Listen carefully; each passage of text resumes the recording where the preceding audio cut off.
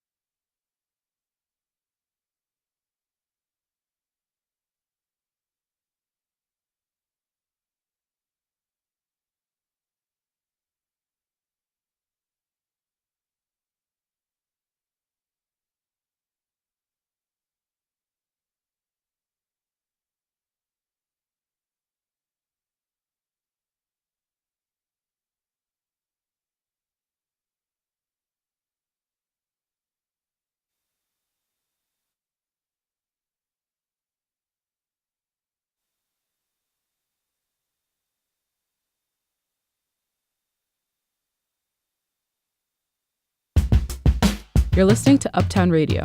It's Friday, February 15th. I'm Cynthia Betibiza. And I'm Andrea Salcido.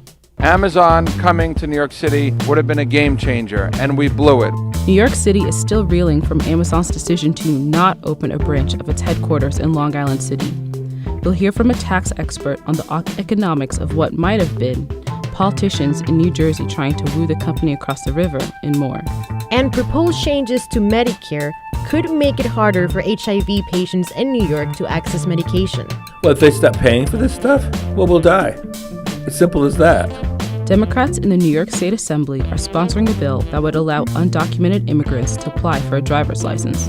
If there is an emergency, a medical emergency, what are these people supposed to do? They need a car. And in the post-Valentine's Day glow, we'll explain how the hormone oxytocin can make you a better parent. All that and more on Uptown Radio. Live from NPR News in Washington, I'm Lakshmi Singh. There will be no shutdown now that President Trump has signed a spending bill that keeps government agencies funded and hundreds of thousands of federal workers paid. But Trump had warned that if Congress did not approve the $5.7 billion he said was necessary for a wall at the southern border, he'd declare a national emergency. Democrats and Republicans in Congress approved less than $1.4 billion. The primary fight was on the wall. Everything else, we have so much, as I said, I don't know what to do with it. We have so much money. But on the wall, they skimped. And so Trump declares a national emergency. NPR's Shannon Van Sant says Democrats are now gearing up for a legal fight. Top Democrats are calling Trump's declaration unlawful and vowing to take quick action to block it. House Speaker Nancy Pelosi and Senate Minority Leader Chuck Schumer say the maneuver could use up funds vital to national security. White House officials have said the additional money for the wall will be drawn from military construction projects. New York State Attorney General Letitia James calls the move an abuse of power and says New York will fight back with every legal tool at its disposal. The governor of California says his state will also seek to block Trump's emergency declaration. Shannon Van Sant, NPR News, Washington. A federal judge has issued a gag order in the criminal case of President Trump's informal advisor, Roger Stone. Here's NPR's Ryan Lucas. Stone has pleaded not guilty to charges of obstruction, making false statements, and witness tampering as part of special counsel Robert Mueller's Russia investigation. After he was indicted, Stone made a round of media appearances to discuss the case and attack Mueller's team and the FBI. U.S. District Court Judge Amy Berman Jackson is now imposing a gag order in the case. She says the aim is to preserve the integrity of the process and the jury pool. The order bars attorneys for both sides from making public statements about the case. It also bars anyone involved in the case from making statements to the media or public in the vicinity of the federal courthouse in Washington, D.C. Ryan Lucas, NPR News, Washington. Former NFL quarterback Colin Kaepernick, who drew heavy support and criticism for kneeling in protest during the national anthem, has resolved pending grievances with the National Football League. A tweet from Kaepernick's attorney, Mark Arago, says the resolution of the matter is subject to a confidentiality agreement. During the 2016 season, Kaepernick began to take a knee during the playing of the national anthem before NFL games to protest racial injustice. He would go on to become one of the most visible figures in a movement against police brutality in communities of color. But Kaepernick has not played in the NFL since leaving the 49ers after the 2016 season.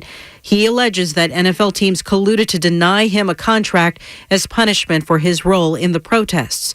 An arbitrator ruled his grievance against the league merited a formal hearing. Before the close, the Dow was up 443 points. This is NPR. From Columbia Radio News in New York, I'm Alex Coletta. New Yorkers are reacting today to Amazon's decision to pull out of Queens. Congresswoman Alexandria Ocasio-Cortez applauded the people of New York for their part in Amazon's decision to bail. I think it's incredible. I mean, it shows that everyday Americans still have the power to organize and fight for their communities, and they can have more say in this country than the richest man in the world. So far, there's been no word on where Amazon is looking to go next.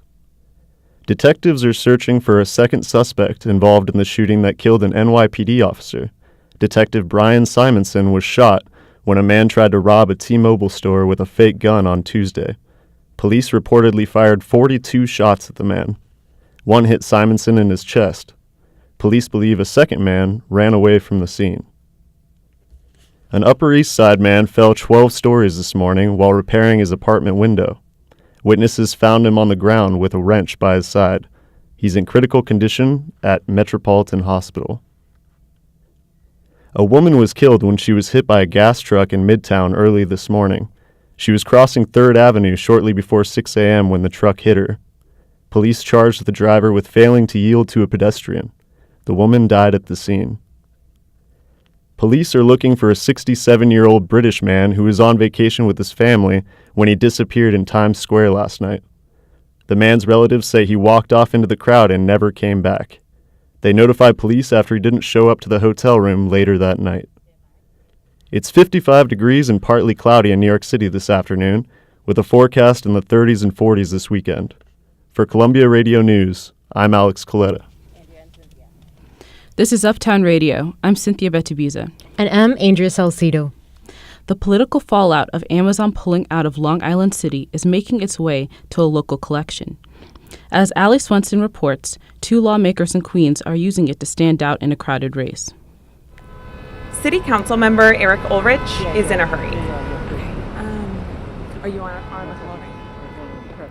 Sure, no worries. Ulrich and his communications director are standing outside Fox News studio in Manhattan.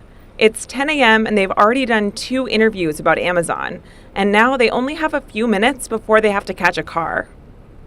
Queens, Staten Island, Manhattan, Brooklyn, everything except the Bronx today. Ulrich is running for New York City Public Advocate, basically the city's watchdog. Ulrich is from Queens, and he has supported Amazon's decision to build a second headquarters in New York since the very beginning. Amazon coming to New York City would have been a game changer, and we blew it. We slammed the door in their face, we chased them out of town, and for the folks who are celebrating today, shame on you. The tech giant's announcement that it's pulling out of Queens is drawing attention to an election that doesn't usually get a lot of buzz. The public advocate is a little-known government position. Some people even say it's a waste of taxpayer dollars. But it's the public advocate that holds the mayor and city agencies accountable. The office even has the ability to launch investigations. And if something happens to the mayor, the public advocate is next in line for his job. So it should be no surprise that there are not 2, not 3, but 17 candidates on the ballot. Having a strong stance on Amazon has thrust Ulrich into the media spotlight. For the 16 other candidates in this race to all come out against Amazon so vehemently, I think they're on the wrong side of public opinion. And if you want to be the public advocate, you have to represent the interests and the values and the things that the majority of New Yorkers want you to represent. According to a poll in December, 60% of Queens voters supported Amazon coming to the city. But another candidate from Queens hoped his opposition on the Amazon deal would help him stand out. My party line is the no Amazon party line. That's Ron Kim. He's a state assembly member whose campaign platform for months has been to push Amazon out. He's also campaigning in 4 boroughs today. I think we won. You know, we wanted no Amazon, now we got no Amazon. Now that Amazon is out of the picture, Kim's using the spotlight to promote his political agenda. He introduced a bill that would make it tougher to give companies taxpayer subsidies. It made a mockery of our democracy last year. But at the same time, it exposed to the public why we shouldn't act this way. We need to put people over corporations. Both Ulrich and Kim say losing Amazon is a win for their campaigns. Kim, because Amazon's no longer coming to New York. And Ulrich, because he's in the media spotlight. But we'll be in the Bronx on Sunday. There's a candidate forum in Co-op City. So it's a 5-borough campaign. Allie Swenson, Columbia Radio News. We reached out to the 2 other candidates for public advocate from Queens. Nomiki Kantz says she was an early critic of Amazon. Kantz says the company never should have been welcomed in the first place. Hilal Sheikh did not respond to our request for comment.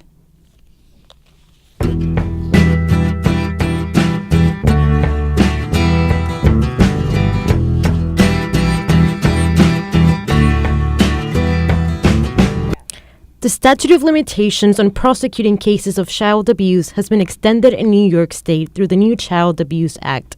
Survivors used to have until age 23 to file a criminal lawsuit against their abusers. Now, they have until they turn 28. I spoke with John Manley, an attorney who represented more than 100 victims in the Larry Nassar scandal.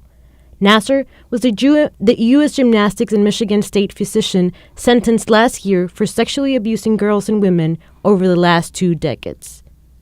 Help us understand, why does it matter that it used to be age 23, the limit for victims to or survivors for them to be able to file a lawsuit, and now it's age 28? What does that exactly mean for survivors? Actually, I think that's ridiculous. I think it should be much longer. And I think there were members of the legislature who were concerned about about mass incarceration, et cetera. Actually, I didn't agree with that portion of the bill. I think the statute of limitations criminally should be much longer. Children don't really recognize frequently until their 30s what occurred. But on the other hand, it did extend the statute of limitations civilly and made it, I'll take whatever I can get at this point. So 5 years more is always better. but I think it should be longer. And you have represented more than 180 survivors of the Larry Nassar scandal in Michigan. From your experience, do you think this is going to encourage survivors to come forward? I do. I would expect, I would expect thousands of victims to come forward. I don't think it's going to be 10,000, but in between, camps, churches, schools, I would say you're going to have, 5,000 to 7,500 people minimum come forward. And of course, really the only organization that was fighting this was the Catholic Conference, the Catholic Archdiocese of New York and the other dioceses throughout the state. Why is it that the Catholic Church in New York was pushing against this law and prevented it from passing from a very long time? Because they know they have a horrendous problem. Their main concern is liability. The reason the Archdiocese and the Archbishop and others opposed it is they knew it would cost them a lot of money. And it would cost their insurance companies a lot of money. And that's simply it. What does this mean for the Catholic Church now that the law has passed? Well, I think what it means is they're going to face justice. It's too late for them to face criminal justice in most instances, but it's important they face justice. It's important they face justice because it's right for the victims. Secondly, you want to deter this conduct. And it's important to understand this is not just about the Catholic Church. There's been windows passed in other states, and most of the time they don't include public schools. The New York statute does. It's important that schools be held accountable as well. There's a huge problem in public schools in New York, in private schools in New York. So I think what this is a recognition that this is a systemic problem by the legislature and the governor, and that they want to clean it up. And what we know is the quickest way to clean this up is to expose the truth, expose the documents, get the victims justice, and change. And that's what's going to happen with this. New York used to have one of the strictest statutes of limitations in the country before the Child Abuse Act passed. With this new law, where does New York stand now? Are we now at the forefront like California? Yeah, I think the law is probably one of the most progressive and victim friendly in the country. And that's really important. And, what I'd say to parents is, if a school knows that they can be held liable for this after age 23 or after age 19, if the church knows, they're going to take much greater care to monitor this because the risks to them are huge.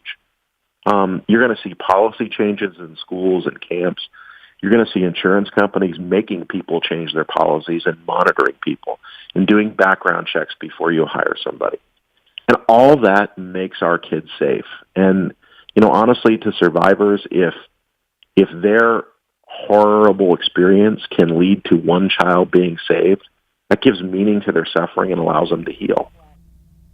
That was John Manley, sexual abuse lawyer.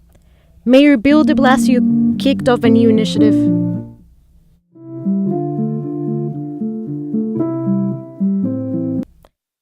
De Blasio kicked off a new initiative called Lead-Free New York City last month. It focuses on getting lead exposure levels down to zero. In New York City, lead usually comes from paint in homes. Education outreach programs for private landlords and building managers are a major component of the initiative. Reporter Cynthia Betubisa has more. New York City banned lead-based paint in 1960. But still today, there are a lot of buildings with this paint on their walls. And when that paint chips or peels, people ingest the lead, which can lead to neurological and behavioral delays and changes in kids, including lower IQs. City governments usually leave it up to private landlords and building managers to take care of the problem through lead inspection and removal. Art Morales is the owner of the private inspection company EnviroTest. He says the city shouldn't assume too much about landlords' lead knowledge. I've been doing this 24 years, and a lot of people have no idea about the lead issue. Some landlords are well read about it. Others like to ignore it. And I'd say others are oblivious. That's why the city kicked off a new initiative called Lead-Free NYC at the end of January. It's a three-pronged approach. The city is requiring more landlords to inspect their units. They're targeting more high-risk buildings. And they're creating extensive educational outreach programs for landlords and building managers, as Mayor Bill de Blasio described at a press conference launching the initiative. We're going to educate the small landlords. Look, these are mom and pop operations. They're doing their best. I'm sure they want to follow the law, but they probably need to be given a chance to understand it and how they can go about it and where they can get help. Under the initiative, the Department of Housing Preservation Development held a workshop last week in their office in downtown Manhattan. A group of about 20 building managers, landlords, and maintenance workers heard about how to ID and eradicate lead. Yamara Smith manages a building in Washington Heights. Right now I'm trying to manage a building, and this is why I'm looking into learning more about lead problems, because I want to make sure that the children in our building are safe and they will not get into the problem of having lead in their blood. Smith says that the city needs to do a lot more besides education.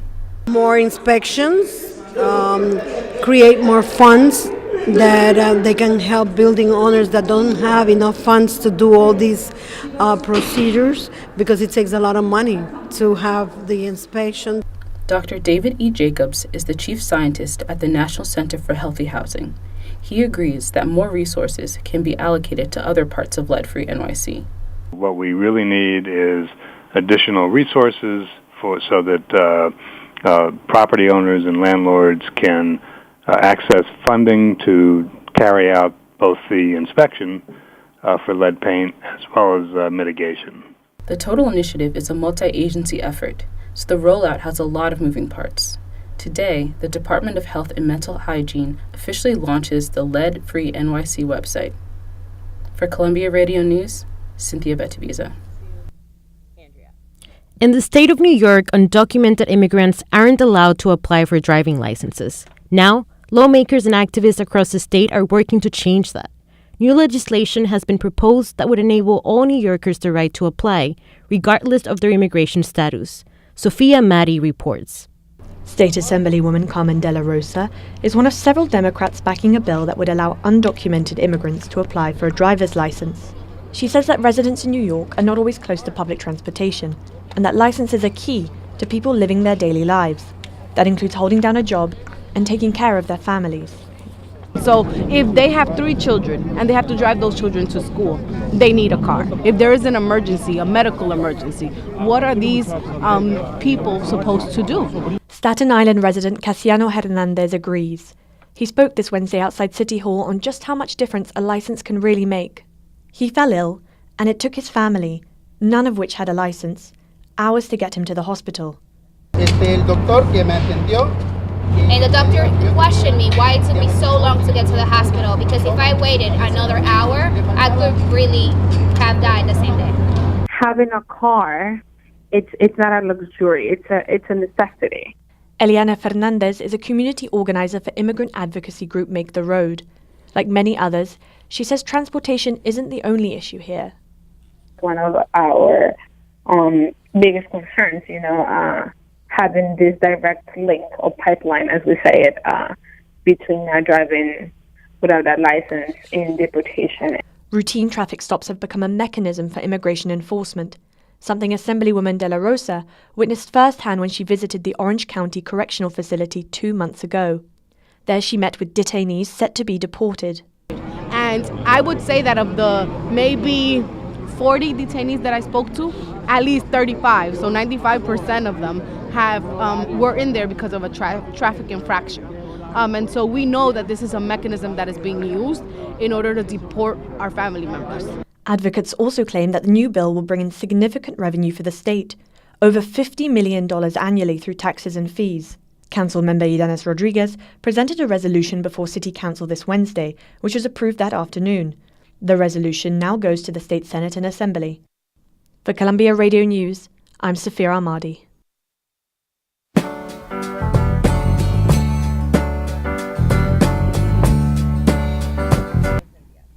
This month, President Trump announced a goal of ending HIV/AIDS in the United States by 2030.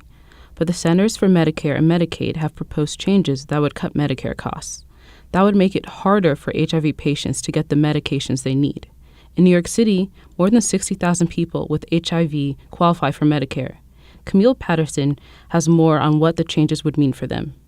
Tony is 72 and lives in Manhattan. He's mostly retired, and he takes 3 medications every day. This is actually the Descovy and the Icentrus mixed in one bottle. These are actually heart things. 1 for his heart and 2 for HIV. That's why I'm only using his first name. There's still a lot of stigma around HIV.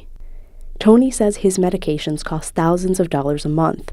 Luckily, right now, a lot of his bills are covered by Medicare. Let me show you the one. This is February. The plan paid $723.15 for my first prescription, and I paid $646.05. His HIV medications are in a protected class. Medicare has to cover them. But the new Medicare rules would change that. Sean Cahill studies HIV healthcare policy. He says the first big change would be prior authorization. Doctors would have to convince Medicare to cover a drug. And so insurance companies are given a much bigger role than is appropriate in the provider-patient relationship. Cahill says the other changes would force patients to start on generic drugs, which are often cheaper, and only be prescribed brand label medications if the generics fail. Medicare would also be able to refuse coverage for some drugs if they're considered too expensive. All of those things make us concerned that removing the protected class status for HIV medications is going to lead to delays, disruptions, and discontinuations in access to treatment. Cahill says there's a reason why HIV medications have been in a protected class. HIV is complicated. And it takes a while for the provider and the patient to work out a good treatment regimen. Especially as patients age. Dr. Harjot Singh treats HIV patients at New York Presbyterian. As you age, you develop high blood pressure, and then soon you develop diabetes, and then you might develop cholesterol problems. Every time you get a condition, you add another 1 or 2 pills. And doctors have to make sure all those pills can work together. Plus, older patients can develop resistance to some HIV drugs, which Singh says can cause an insurance hassle. I have to call for those newer drugs and get prior authorization. It's a very painful process. Tony, the retiree living with HIV, is worried that his doctor will lose control over his treatment. So he wants me to take these medications and then he can't be authorized to give them? Well, I'd say that's a big problem, especially since my medications work. And he's scared there could be serious consequences. Well, if they stop paying for this stuff, well, we'll die. As simple as that. The Centers for Medicare and Medicaid is reviewing public comments before making a final decision on the new rules. Camille Peterson, Columbia Radio News.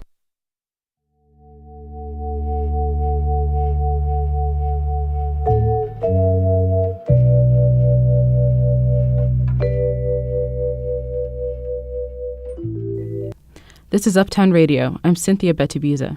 And I'm Andrea Salcido. Tourists looking for Central Park's iconic horse-drawn carriages will no longer be able to find them on the streets.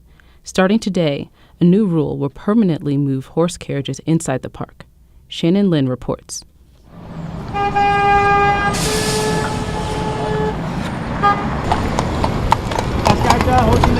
On 59th Street in Manhattan, a string of 15 horse carriages line the busy sidewalks next to ongoing traffic. They are just outside Central Park, waiting for tourists.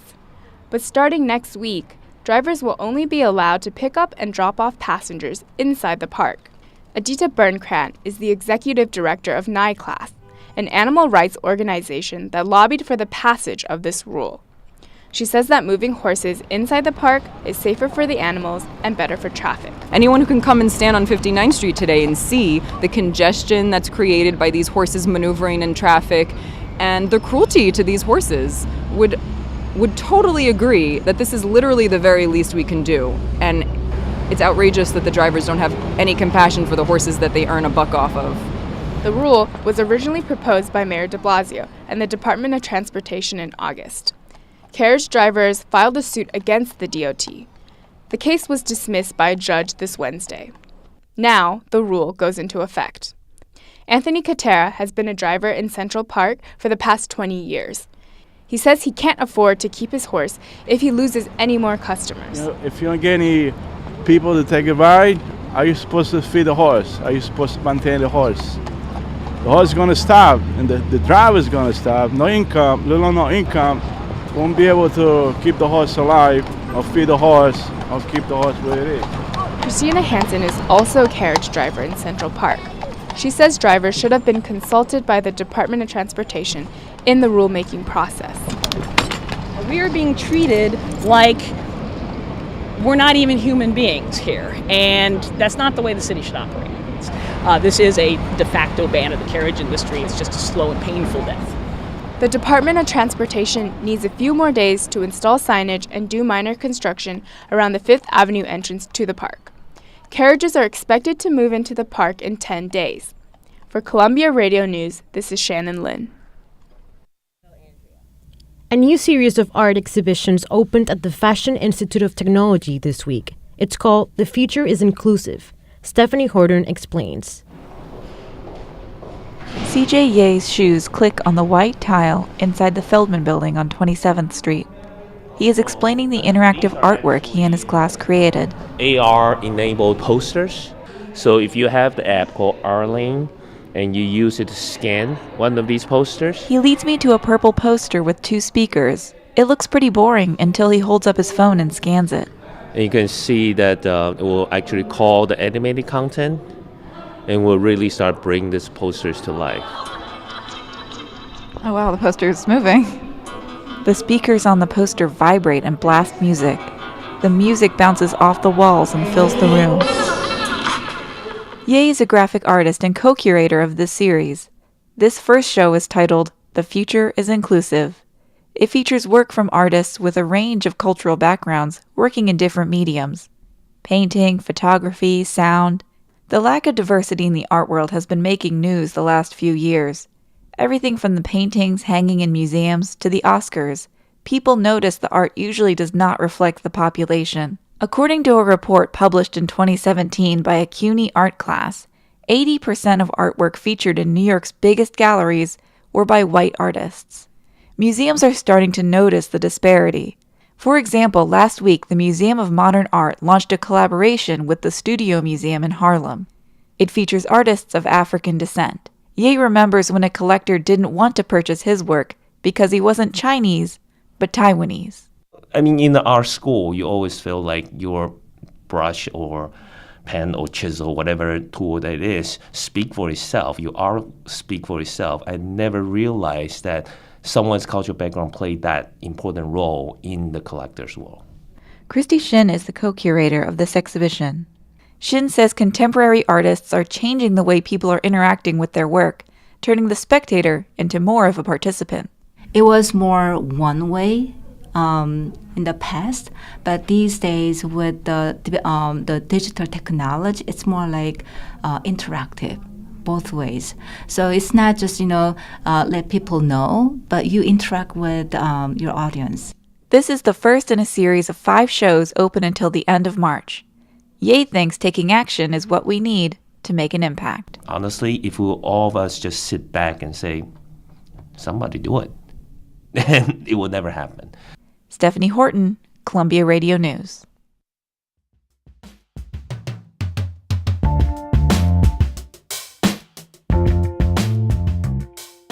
Radio. There's more to come. Stay with us.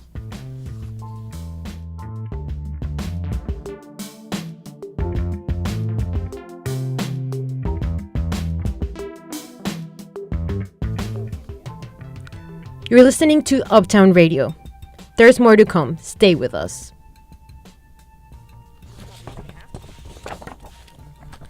You're listening to Uptown Radio. I'm Andrea Salcido. And I'm Cynthia Betubiza. Coming up across the river from Queens, New York's hoping to extend a warm welcome to Amazon. You may have heard of the hormone oxytocin, sometimes known as the feel-happy drug.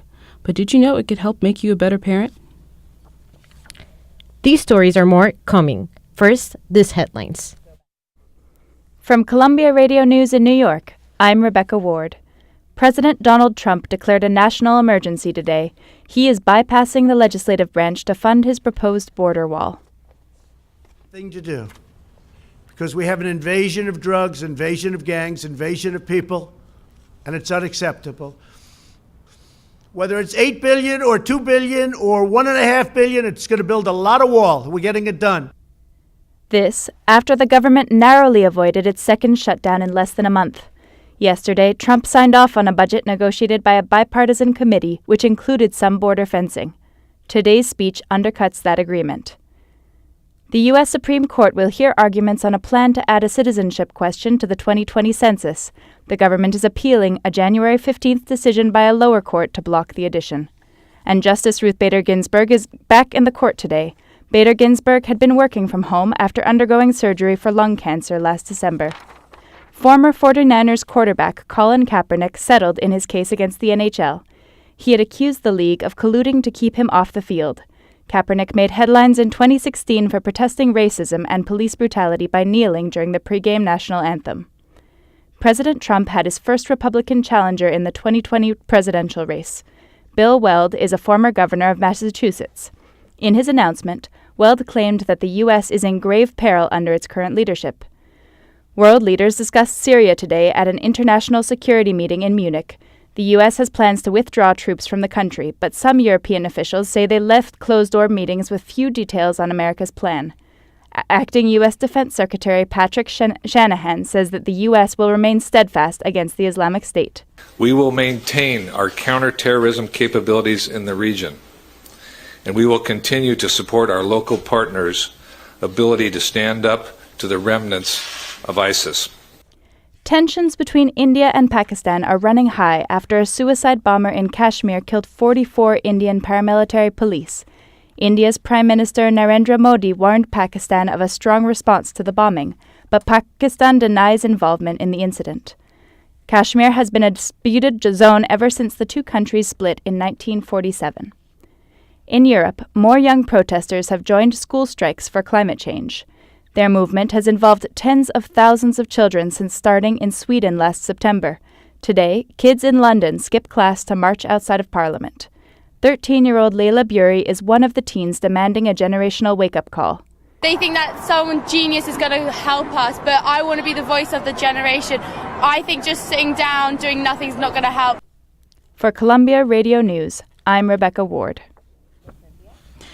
By now we know Amazon won't be building its headquarters in Queens, as de Blasio and Cuomo had hoped. But what's happening with the $3 billion in tax subsidies promised the company as an enticement? Where did it come from and where is it going? Earlier today, I spoke with Jared Walczak, a senior policy analyst at the Tax Foundation in D.C., to find out.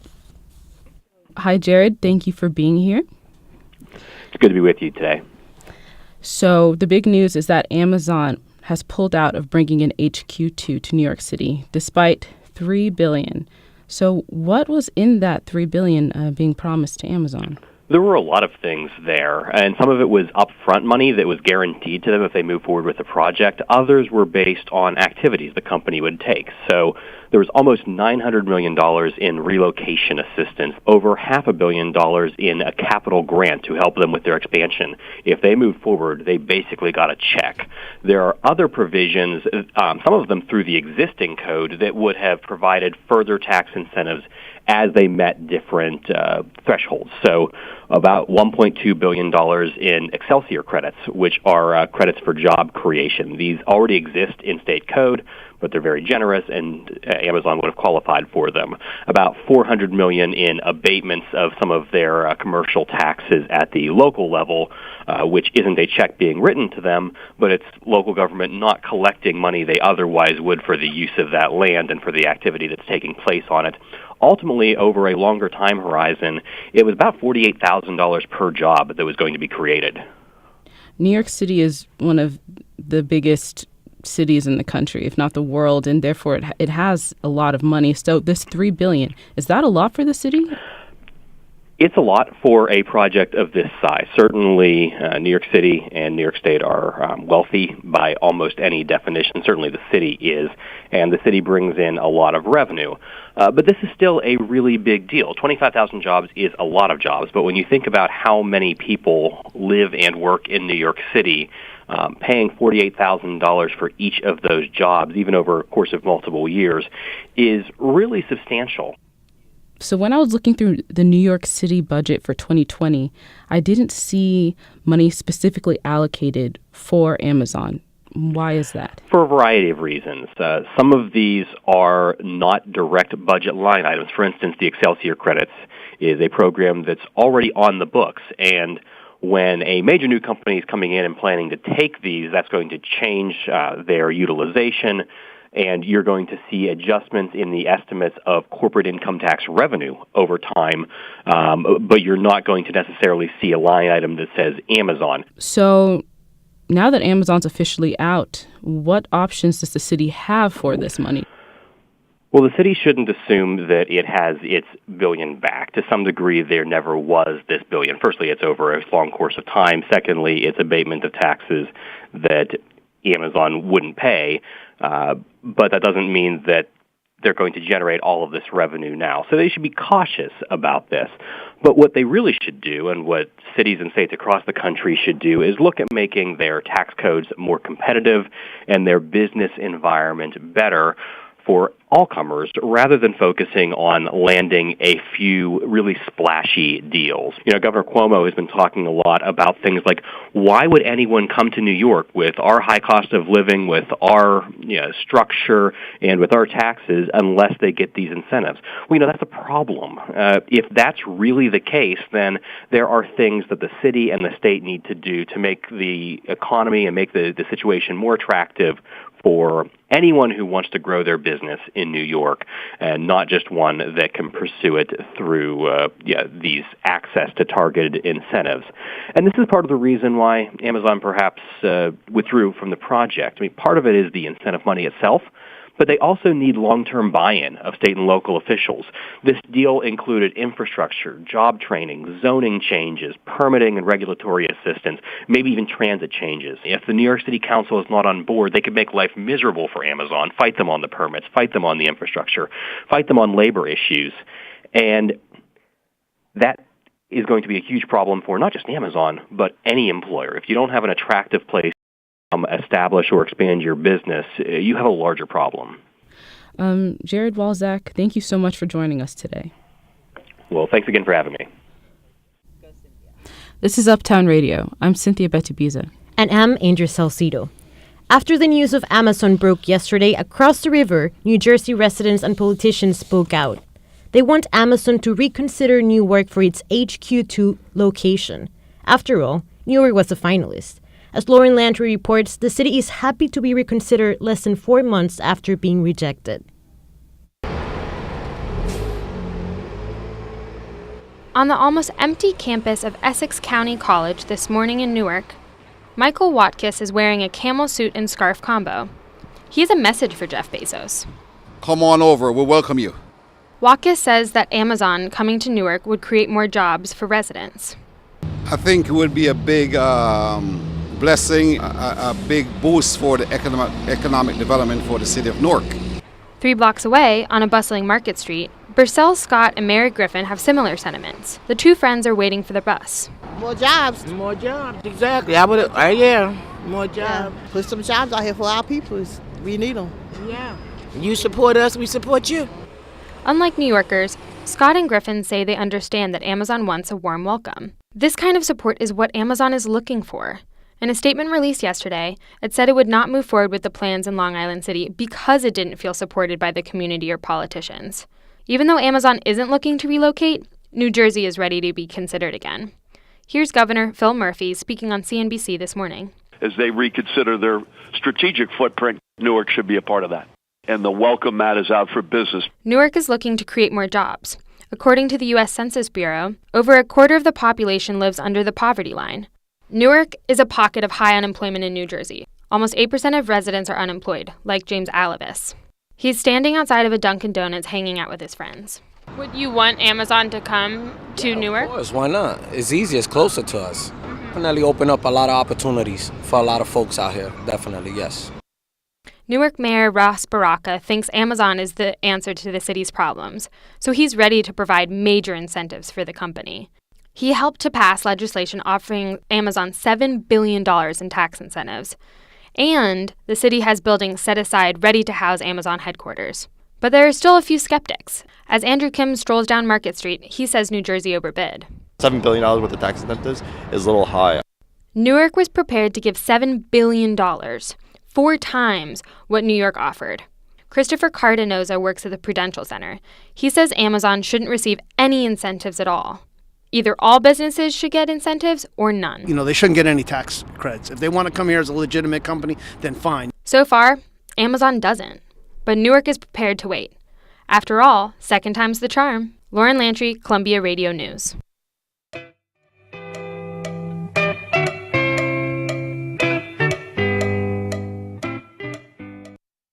I saw guys doing this out here maybe 7 or 8 years ago and said, wow, that looks really dangerous and stupid. I got to try that. Brian Tunick, kite surfer in Rockaway Beach. We use the wind to pull us on surfboards. This is mostly about kite control, so it's much more technical. People like me who didn't learn the right way rely on strength, but for the most part, this is much more of a finesse sport. You're supposed to lean into your harness, and if you're working too hard and winded like I am, you're doing it wrong. I've just loved the ocean since before I can remember, from what I'm told. I was just in Costa Rica about 2 weeks ago doing this with 4-foot, 5-foot turtles right next to me. It's hard to explain, but you become a watercraft. You're part of the ocean. You're listening to Columbia Radio News, online Fridays at 4 p.m. Lovers across the city are basking in the afterglow of Valentine's Day, a day to touch, to kiss, to look deeply into each other's eyes. All of these actions release a chemical in our brains called oxytocin. Maggie Green explains how this drug can make us better parents. At the American Museum of Natural History, pink lights and a stream of love songs set the mood. Bianca Jones-Marlin takes the stage. She's a neuroscientist, and she encourages the audience to notice their partner's touch, the sound of their voice. He whispers over to your ear and says, "I like her shoes." And the smell of their perfume. She says those details set the mood. And the mood sets the dynamic between you and the person. Just like the old nursery rhyme. First comes love, then comes marriage, then comes the baby in the baby carriage. And that creates an entirely different mood. And that's the mood of motherhood. Jones-Marlin studies how chemicals in our brains can make us better caregivers. The love drug, oxytocin, is released when mothers give birth and when they produce milk for their babies. But Jones-Marlin's research also shows that mice who have never given birth can learn to take care of baby mice, or pups, after a dose of oxytocin. And so oxytocin, paired with hanging out with the mom and pups, makes the caregiver excellent. She then can pick up pups when they're removed from the nest. She can care for them and bring them back. She becomes an excellent babysitter. Jones-Marlin says her findings mean something more to her. She grew up with foster siblings and saw her parents love them just as much as they loved her. Survival of our species really is ingrained in us.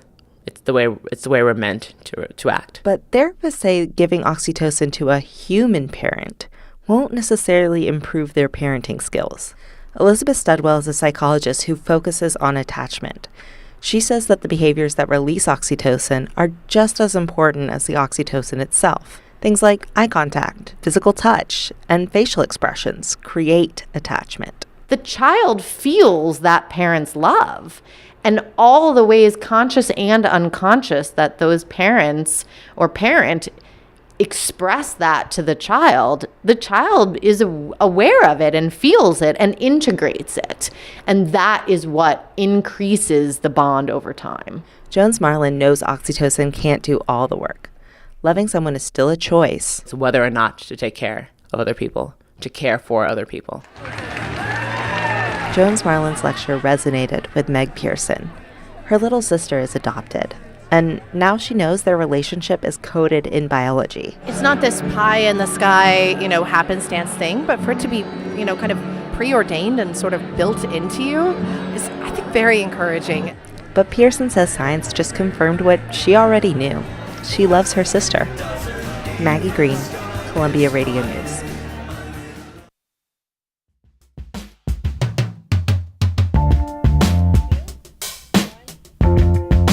Well, that does it for this edition of Uptown Radio. We hope you enjoyed the show. Our executive producer today was Bianca Giacobone. Leading our staff of reporters were senior producer Madeline Foley along with Sophia Amati. Director Maggie Green coordinated our studio production with Camille Peterson and Sachi McClendon. Our web team members Stephanie Horton got the stream live to the web. Rebecca Ward and Alex Coletta produced the news. Senior editor Moira Ware-Borton and assistant editor Hannah Critchfield led our copy team. Our instructors Joanne Fayron, Sally Herships, and Ben Shapiro advise our staff. I'm Cynthia Betibiza. And I'm Andrea Salcido. Uptown Radio is live on Fridays at 4. Until next time, you can always find us on uptownradio.org. From all of us here at Uptown Radio, thanks for listening.